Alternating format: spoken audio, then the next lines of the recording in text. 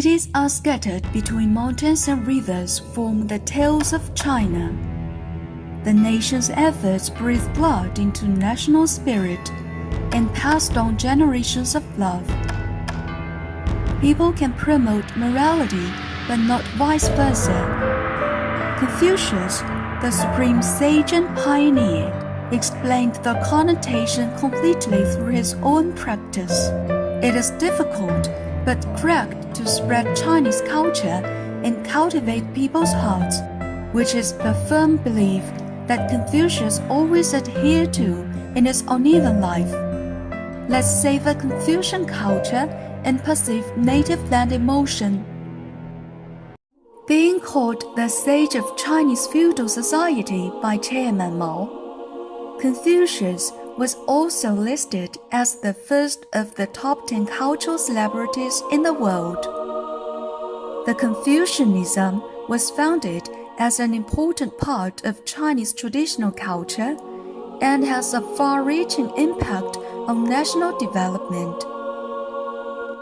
Nishan is the birthplace of Confucius, the sage of Confucian culture, and also the holy land of Confucian pilgrims in previous dynasties. The whole scenic spot follows the spatial layout concept of leaning the hills by the water, following different forms, showing the Confucian style ideal society and the artistic conception space of its ideal world. The central axis of the Nishan sacred land takes the statue of Confucius as the commanding height of spirit and space. The tour route is simple and clear, from Confucius Lake to the Central Pilgrimage Road.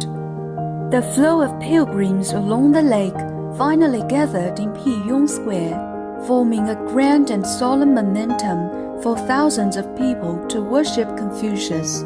The layout of the architectural space on the central axis of Nishan sacred land is the inheritance of the spiritual order and ritual culture of the Oriental world.